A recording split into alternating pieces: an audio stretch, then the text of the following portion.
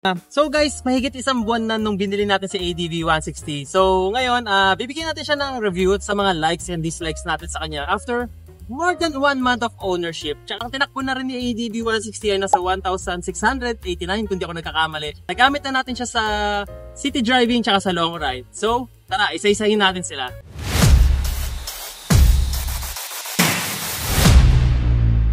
So guys, simulan na natin isa-isa yung mga likes muna natin kay ADV 160. So pumunta muna tayo sa pinakaunang nagustuhan ko sa kanya, yung ating panel. Bukod sa sleek look design niya, pag umaga po at saka gabi, sobrang visible pa rin ng mga nakalagay sa kanyang display. Tapos very accessible din naman siya, hindi siya ganun kahirap kalikutin. Tsaka madali maintindihan yung mga nakalagay sa kanya. Katulad ng temperature natin, average gas consumption, trip meter. Ayan, katulad yan, no? May nakasimbol na sa akin na oil change, kailangan na magpalit ng langis. Pero nagpalit na ako ng langis, hindi ko pala natatanggal.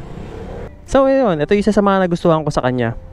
Sa pangalawa naman nagustuhan natin sa kanya, yung turning radius na ADV 160. Kahit sabihin mo mukhang medyo aggressive, medyo malaki, pero actually guys, napakadali ring isingit ito. Ito, yung lawak ng turning radius niya, sobrang dali isingit.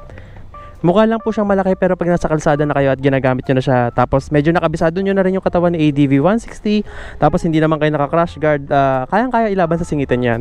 Ito lang yung medyo magiging problema nyo yung side mirror, pero once na medyo nakabisado nyo na rin yung haba ng side mirror, makaka-adjust din kayo. Pero pwede nyo naman kayo bumili ng mas maliit dyan. May nabibila naman sa market nyan na mas short dito, and mas recommended ko yun para talaga makaiwas tayong na aberya din sa kalsada na wala tayong matamaan.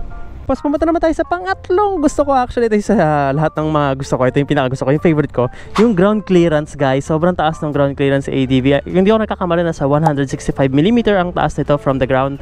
At sobrang nung nakaraan nagpunta tayo ng Batangas, change oil natin to. Tayo mismo nag-change oil at sobrang dali niya i-change oil kasi hindi mo kailangan sumobrang sagad sa ilalim para makita yung screw sa ilalim. So isa pa ron guys, nung nagpunta rin kami nung nakaraan ng Dinggalan, sobrang sarap gamitin sa off-road. Knowing na mataas to, alam mong hindi ka agad kakabahan pag may matataas na humps, pag may mga bato. Hindi ka ganun mag-aalinlangan dumaan kasi medyo mataas nga talaga siya. Sobrang laking bagay nun. Knowing kasi, alam niyo naman ako galing ako sa PCX 160 at from time to time ginagamit ko pa rin si PCX. Kaya sobrang nakikita ko yung pinagkaiba talaga nila.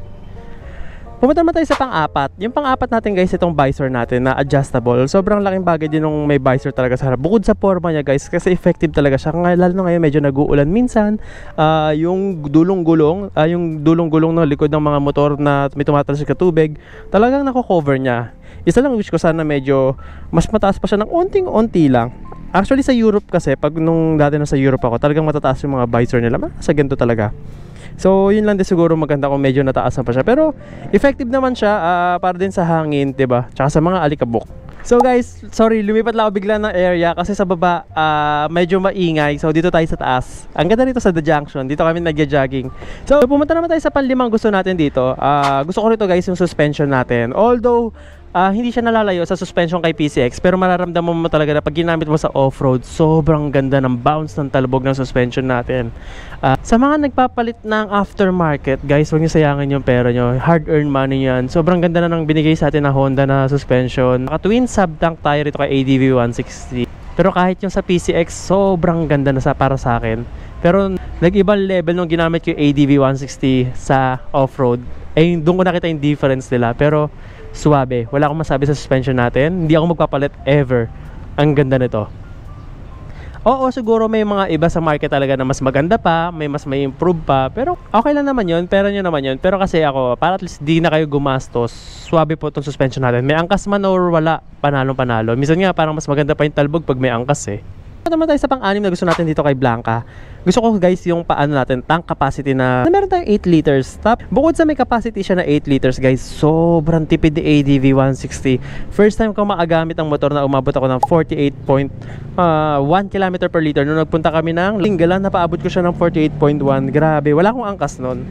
Pero grabe, di ko akalaing aabot siya sa ganon level. Di ko alam kung dahil lumipat ako ng langis sa Shell. Kasi nung naglaon yung kami kasama si OBR, ang ano namin nun, maabot ata kami 43 to 45, something like that. Pero may backride kasi ako nung, kaya siguro hindi siya umabot ng 48. Or dahil nagpalit nga tayo ng langis ng Shell. Speaking of langis sa shell, guys, sobrang ganda rin dito kay ADV 160. Kung kumpara mo sa mga PCX na gumagamit tayo sa langis natin pag nag-change oil tayo ng 800 ml, dito kay ADV 160 guys, 750 ml lang. Imagine mo, para sa pagbibili ka ng mga 1 liter na langis, kailangan mo makasave ng 4 para makabuo ulit ng 800 ml para mag-change oil. Pero dito kay ADV 160, kailangan mo lang ng bumili ng 3 langis kasi 750 lang. Pag nakagamit ka ng 3 langis na may 1 litro, makakabuo ka ulit ng 750 ml. So sa 3, magkakaroon ka agad na libreng isa. Hindi katulad ng PCX 160, 4 na langis para makabuo ka ulit ng 800 ml. Kasi dito kay ADV 160, 750 ml lang po. Sa mga di po nakakaalam, sa langis natin pa nag-change oil, 750 ml lang guys. So, pumunta naman tayo sa pang-7.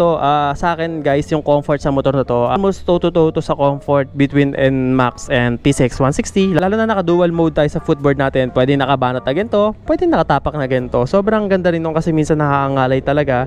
Unlike sa iba na hindi mo siya na-i-stretch yung paa mo ng ganito. Kung may katangkarang ka, kailangan mo talaga ng mga motor na ganito. Tapos yung upuan natin, maganda rin. Naka-dual tone to, pero nilagyan ko talaga ng seat cover na sobrang ganda ng seat cover na to. Ibilid mo ng matagal sa araw, hindi mapapaso puwet mo. Umulan man, mabilis matuyo. Tsaka malambot. Sobrang gusto ko tong mura na to, 110 pesos. Recommended ko to sa Shopee. Ang dami nyo makikita ganito, yung mura lang. Size pala nito guys, triple XL. Ayun yung pinakamalaking meron doon. Sa pang-8, yung handlebar natin. Guys, yung handlebar natin, hindi katulad sa bagong PCX 160 na nilabas ngayon, wala na siyang naked handlebar. Pero sa atin, ito, napakaganda. Ito isa sa mga pinakagusto ko sa PCX 160 tsaka sa ADV 160. Pagiging elegante ng naked handlebar nila. Kasi bukod sa maganda na siyang tignan, marami ka pang mailalagay dito katulad ng phone holder, lalagayan ng tubig, hook. Actually, yung hook nga lang, kukumpara mo kasi kay PCX 160 guys, mas mataba tong handlebar natin kumpara kay ADV 160. Kaya hindi ko malagyan ng hook na ginagamit ko dati. Bumili pa ako ng ganito. Pero napakaganda po nung pagkakagawa sa handlebar na to. Tsaka saktong-sakto lang sa akin pag nag-drive. Hindi ako nangangalay kahit nag-drive na ako ng 8 hours. Never pa ako nakaramdam ng ngalay dyan. So sa pang-siyam naman tayo guys, yung fairings natin napakadaling backlassin. Actually dati pa nagpapalagay ako ng ilaw o busina, buong yan binabaklas ko, pati top box tatanggalin. Ngayon hindi na, kung ito na lang yung kailangan tanggalin, ito na lang yung kailangan tanggalin. Hindi mo na kailangan pumunta sa buong katawan nya. Tsaka marami kang mabibilan sa market ngayon na fairings, hindi ka mahirapan. Isa sa magandang part ng reason ba't maganda bumili ng Honda ADV 160, ang dami mo mabibilan sa market. Ang dami mo bibilan ng mga supply na kailangan mo para kay ADV 160, fairings, bolts, ganyan, whatever na kailangan mo. Pumunta naman tayo sa pang-10.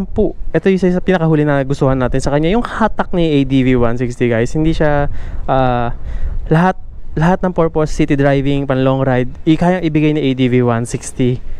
Kumbaga sa tipid ka na, andun pa yung power na binibigay sa iyo ng motor na to. Ayun yung 10 likes ko sa motor na to, na sana ay nakatulong sa inyo. So pumunta naman tayo sa dislikes natin. Ito, onti lang naman to. Sobrang onti lang. Guys, yung sa likod lang kasi medyo nagiging matalsik pag sobrang putik. Gawa nung parang sa akin medyo bitin tong fender natin. Pero pag maaraw naman o dumaan ka sa alikabok, tama lang, sakto lang. Yung iba, talagang binibili nila ng mudguard to. Pero sa akin, yung i-advise ko sa inyo guys, kahit hindi na siguro kasi normal na naman talaga madudumihan yung bandang likod mo kahit umaabot siya minsan hanggang dito. Ayun lang. Pero ang wish ko lang sana medyo in-extend pa ni Honda. Pero may dahilan siguro yan kasi ang gulong natin guys, kaya nyo paabutin ng 150 sa likod eh. 113 laki niya ngayon, yung lapad niya, kaya yan ng 150. Naka-Corsa, yung sa Corsa kaya. Yung kaibigan ko si Dwayne naka 140 ngayon. So yun yung isa. At yung pangalawa guys, sa overtaking, aminin ko guys, totoo to, yung kay Sir Mel na likas na mahina talaga sa hatakan si ADV 160. Sa power, kasi katulad na sinabi ko kanina guys, sa power na ibinibigay niya, okay siya. Pero sa hatakan kasi sa overtaking, nahihinaan ako sa kanya. Ayun yung kapalit na pagiging tipid niya sa gasolina, which is talagang give and take, diba? Kung may gusto kang makuha, may kailangan ka ring ibigay. So, ang kapalit ng pagiging tipid niya siguro, nahinaan ako sa overtaking power niya, which is, ramdam na ramdam ko kasi kay PCX 160, naka 17 grams na bola tayo, naka 1000 RPM tayo, at sobrang lakas ng hatak ni PCX 160. Pero ang kapalit no, naka 35 to 36 km per liter lang sa kanya city driving tsaka long drive. hindi ko na siya gano'ng mapataas kasi nga kapalit nung pagiging malakas sa hatak, ang lakas ng gas consumption niya. So ngayon sinusulit ko pa lang tong stock natin para at least mabigyan natin siya ng magandang review nang galing tayo sa stock. Nakabili na ako ng JBT na bola na 15 grams tapos 1,000 RPM. Ipapalitan ko na rin to kapag nagpalinis tayo ng gilid, isasabay ko na siya. Pero ngayon sinusulit ko lang yung stock, ini-enjoy natin para mas makabisado natin yung ADV 160 ng solid all stock, diba? Pero sa mga nagtatanong dyan kung Sir MJ, magpalit na rin ba kami ng bola? Actually guys, di ko naman recommend magpalit kayo ng bola. Kasi ako hindi rin naman ako nangangarera, hindi ko rin naman gusto na sobrang bilis ng motor. Pero kailangan ko talaga sa overtaking yung ihatak eh. Kasi na-experience ko na yung overtaking ng medyo malakas. Tsaka ito, katulad ng kay ADV 160 na nakastock, naramdaman ko na yung pinagkaiba nila. Kaya ako, syempre, hinahanap ko na yung medyo malakas sa hatak.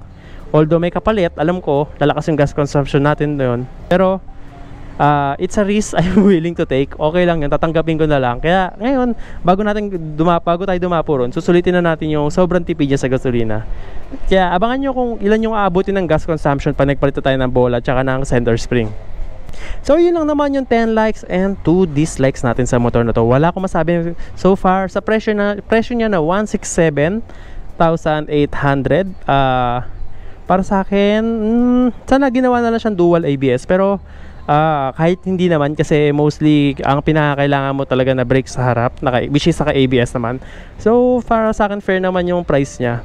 Kahit marami na siyang kalaban sa market na mas mataas ng specs, I will always choose Honda. Doon na tayo susubok na, tsaka yung reliable, diba? So ito pala si Mimi Dong, ang ating back ride. So interviewin lang natin siya saglit kung kamusta naman ang pagiging OBR kay Blanca. Bigyan natin ng mic. Tanggal helmet, di ka marinig. Hello po. So, kamusta naman po ang pagiging OBR pag long drive tsaka city driving? Sa long drive, na-try kasi natin dun sa LU, Pixie at saka itong si ADV.